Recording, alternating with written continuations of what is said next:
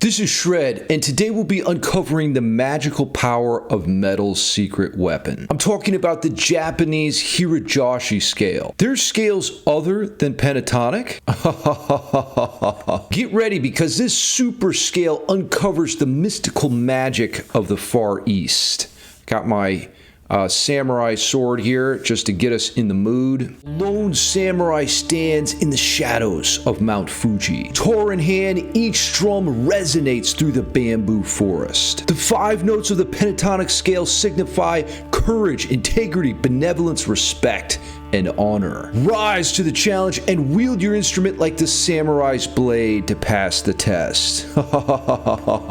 In this video, I'll break down the Hirajoshi scale using my Composer's Toolkit, scale, chords, and a musical phrase. In part 2, I'll walk you through a DAW session on how to compose a metal song step by step. Join my live class to learn music theory and composition below. Writing weekly riffs in medieval, neoclassical, thrash, and other metal genres. Download the class notes on Discord and post your homework for feedback. Book a free call with me for details. Now let's get into the Composer's Toolkit, Way of the Samurai, the Hirajoshi Scale Toolkit.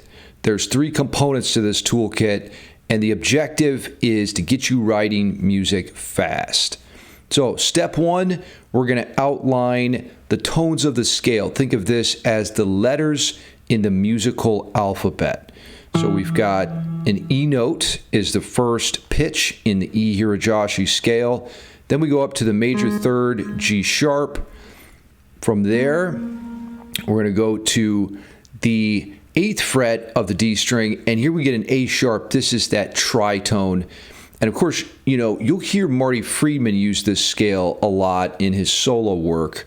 You might call it the Megadeth mode. From the 8th fret, we're going to jump up to the 9th fret to the perfect 5th degree, a B. And actually from there, there's just one more pitch, and that is the 7th D sharp. So you can see that this is actually a pentatonic scale, but it's a different kind of pentatonic scale than what we're used to. 1, 2, 3, 4, 5 notes. So this is the E Hirajoshi scale. That's how you spell that, I think. Now, from here, a lot of people are confused about where to go when it comes to making music. And to get the next aspect of the musical language for this sound down, what you have to do is learn words. And words and chords are roughly equivalent. So let's play a Hirajoshi chord. I'm just going to extend that rhythm there so it completes the measure. Always begin with the P word or a pedal tone in the bass to provide context for the key. Now, you could think of this as like an A shape. So we're just going to do 13s right there, and just instantly you get this delicious spicy flavor. We got the A sharp, then we got the D sharp and the G sharp, all of the important tones in the scale. And I'm going to fill it out with the 5th B, which stands for bitch. No, just kidding, but not really. And then another pedal tone on top. And man, what is this chord really? I'll tell you, it's really just a major 7 flat 5 chord. And Guitar Pro is not smart enough to pick up on that, unfortunately. E major 7 flat 5 is what we'll call this. The flat 5 is this note right here, the A sharp.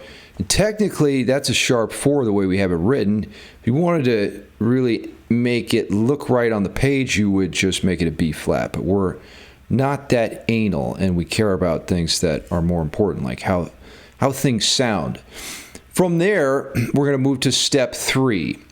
And so far, we've covered the letters of the alphabet for this musical language, the word or words. We could come up with all kinds of different Hirajoshi voicings here if we wanted, but I don't want to introduce a lot of the C word or confusion. So we're going to go actually to the real C word next, which is counterpoint. And I know counterpoint is like Not something you probably hear about very often, but essentially it's just the way voices move. And this is what's really going to help you develop melodic lines that have a compelling contour or shape to them.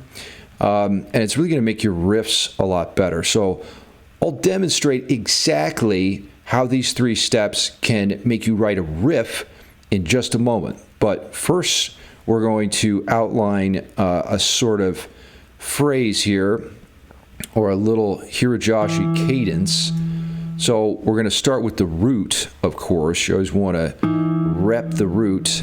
And then we got that major 7th spicy, mystical, magical interval there. And then we're going to, let's do this. Let's do like a power chord with a D sharp and A sharp. Boy, what are we going to do next? I mean, this kind of stuff is subjective. What I'm doing is just sort of coming up with different, notes within the scale and moving them around. And I'm sort of thinking a little bit about like contrary motion here, which would be, 2 voices moving in opposite directions. There we go. That's a good way to visualize it. And you can see this D sharp goes up to an E, and this A sharp comes down to a G sharp. So that's what I call contrary motion, the contraction variety, where it's like this. Whoosh. There's another kind of contrary motion that's like that. Whoops. Like that, where it's expanding away from each other. But either way, you get a really great sounding line when you use contrary motion. Okay. Whew, where do we go from here? Maybe what we do next is rep that sort of dissonance between the sharp 4 and the 5th degree. So we do that like such. And so far, we have this little line.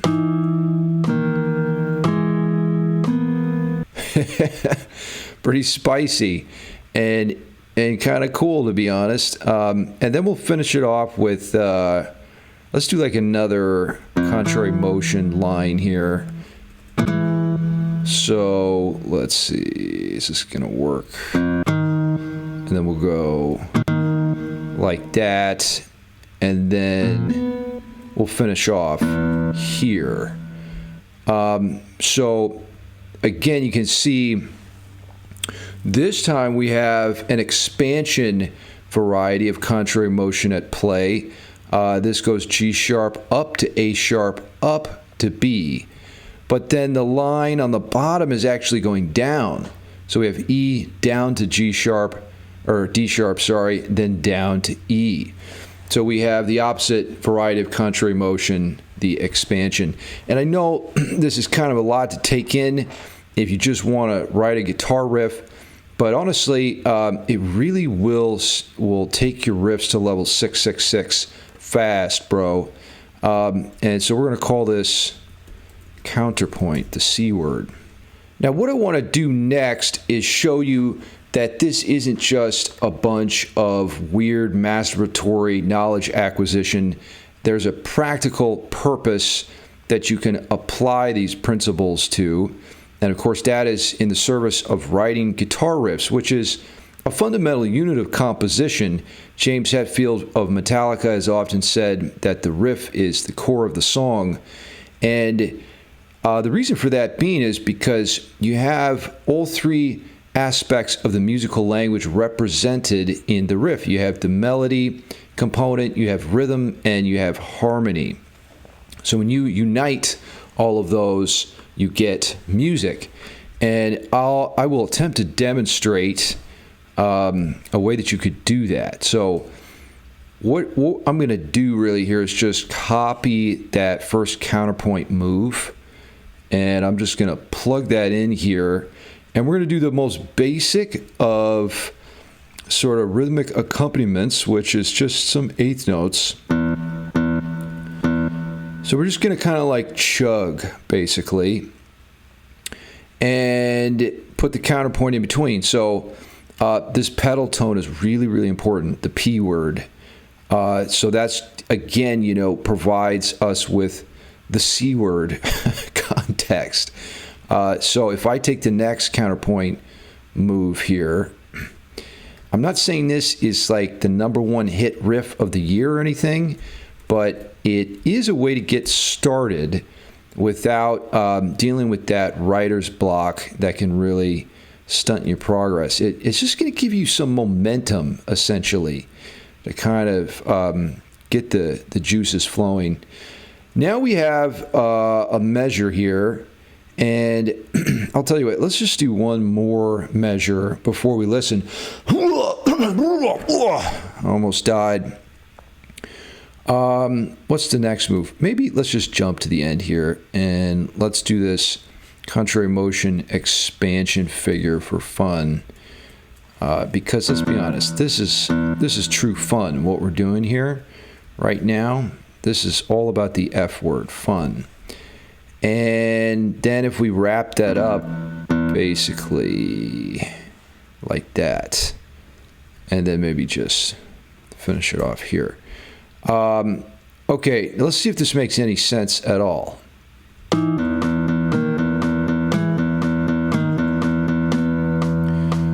Okay, right? So now you can at least hear that there's some musical, you know, that could be a riff. And you know, you would maybe change around some of the rhythms and make it interesting.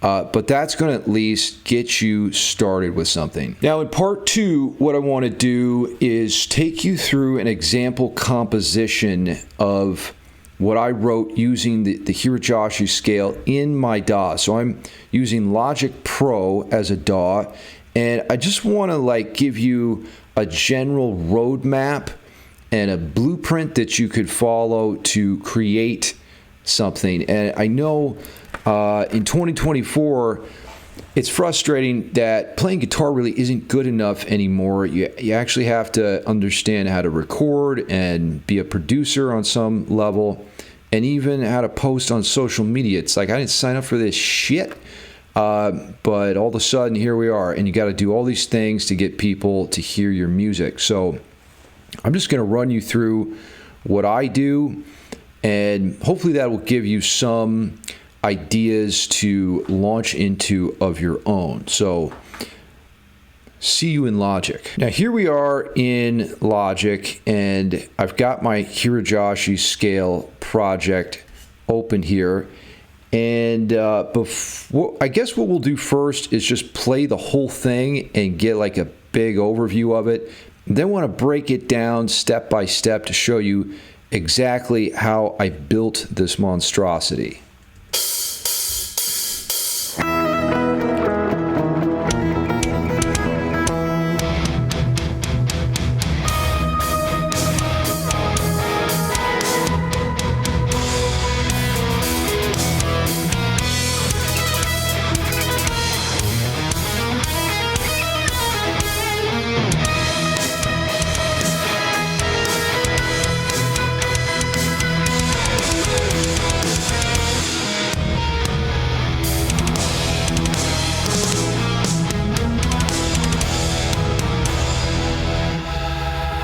Okay, cool. And you can hear that line that I did in that little example riff a minute ago, right at the end there, by the way. So what's going on here is we start with what's called basic tracks, or the drums. Whenever you go into the studio, that's ground zero. You need a rhythmic compass for everything else to follow. So I'm using Easy Drummer here. And that's how it sounds. And you know, you don't have to be super fancy with this stuff and book studio session time and hire, you know, Mike Portnoy of Dream Theater for your demo. Just get a basic sketch out there, right? So I program the drums, and here's what that looks like in the piano roll window. So you can see all those different hits, you know, I put in there. But it's not necessary. You could just use loops, you know. I like to have specific hits at certain points and really accent things, so I get a little bit anal. But the main thing is that you have a groove going on. So even though these drums can be a little bit busy, always make sure that they have a groove. Because if they don't have a groove, then how are the ladies going to dance? Am I right? Step 2 is you want to have your bass in there. So basic tracks are drums and bass. And the bass here really is just a lot of the P word going on, pedal tone. So I'm using this plugin, Moto Bass, and let's check it out, how it sounds. I'm using like the Rickenbacker model. I love the Rickenbacker sound, that sort of spanky Geddy Lee of Rush pop sort of sound. So here's how the bass sounds with the drums. And you want to really make sure those two lock in and just have a really strong connection. I even put in a synth bass here at the end. So if I just solo these two, you can hear. That's just the synth bass. Kind of a cool sound.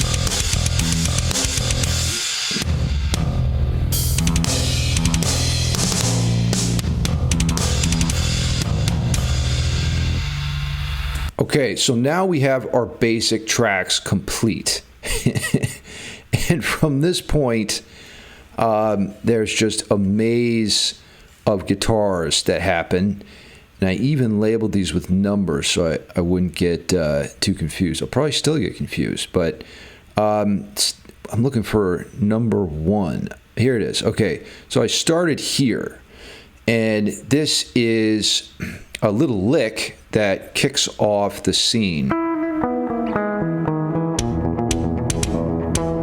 So a clean sound, and what I did then was doubled it. And I'll tell you what, you know, Yngwie Malmsteen's more is more principle is absolutely correct when it comes to recording. The more tracks you have, the bigger the sound you get. And you can see that I'm utilizing the stereo field here. This is panned to the left a little bit. This is panned to the right a little bit. And I'm using a different patch for the second little lick. Let's see if we can hear the difference. You know, I don't know if that is a different patch actually, but it is up an octave. So that helps thicken the sound. You can see here I put 8 VA, which means up an octave in fancy orchestra talk. Now, let's look for number 3. Here it is. The next thing I did was add some atmosphere, and atmosphere is really important. This one is right up the center in the stereo field, and it has like an organ sound. So if we just isolate that particular sound, you can hear it there. Oh, out demon spirits. So that's something that if you don't have it in there, it just feels naked. You can't always pick it out, you know, amongst the mix, but if you remove it, you're like, ugh, everything's so dry and empty. Now, we want to find number 4. Does anybody see number 4? Here it is, down at the bottom. So what did I do next? Oh, okay, another lick, but with a different effect. So you can hear that has a little more gain on it and some delay. Yeah, I just can't stress this more is more principle enough. You just got to do things, you know, play the same part a bunch of different times in different ways to get that big sound. Now things are starting to come together a little bit. Next, I'm injecting a heavy guitar in here. So let's hear that. And when you record your distorted guitars, always try this double tracking thing, at least if you want it to sound metal. So by double tracking, I mean record the same part twice. Don't copy and paste make sure they're unique performances, and then pan each of those hard left and right. So that's what I did here with just the one track, you know, on the right. Okay, it's not bad, but you double it and you get this. Can you hear the difference there? It's just way wider and heavier. Now, let's see, 5, 6. Where is 7? Here. The main melody is what I added next. And that, I believe, yeah, it's like a clean, expansive sound. Let's listen.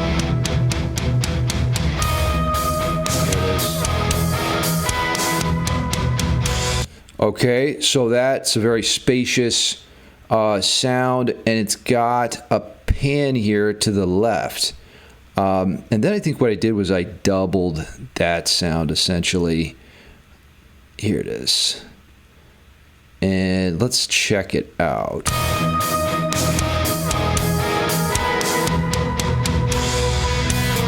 Yeah, I could have played that 16 more times. I probably should have. I think by this point, we've got the general gist plugged in here. There's a couple more things I want to draw attention to. Here we have the main melody coming in again.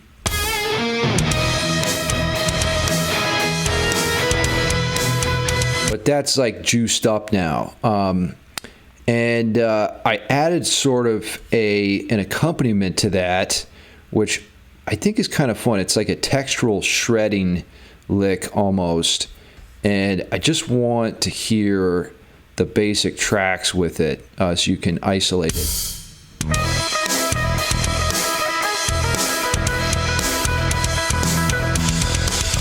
It's really clear there because everything's kind of doing something a little bit different in this song. You know, the guitars aren't actually really syncing up with what the bass and the drums is doing. They're all kind of on their own page to some extent. It's like they're separate songs that all sort of work together. So here you can hear this. This could be like a whole separate idea if you wanted to build off that. Nice little groove. From there, you know, the last thing I would draw your attention to is just orchestration. You know, I'm adding in a lot of sort of instruments here that juice things up.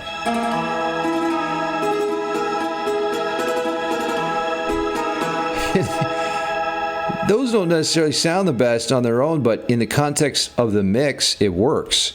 I also put in a synth. I want to show you guys the synth I've got in here.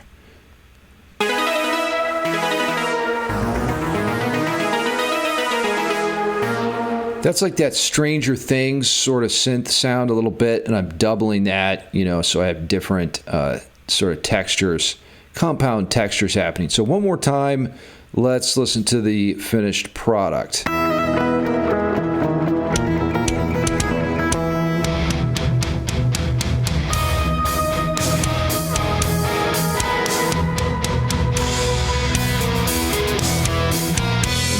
the grace of the samurai and his dexterities, slashing and slicing with his blade.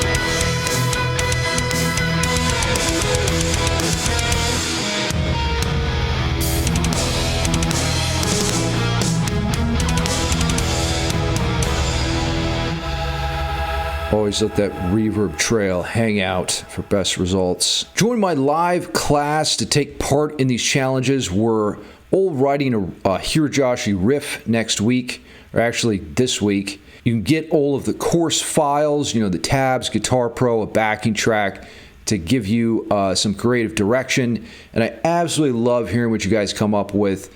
Everyone is so creative. And this accountability and social pressure environment really forces you to hit level 666 fast.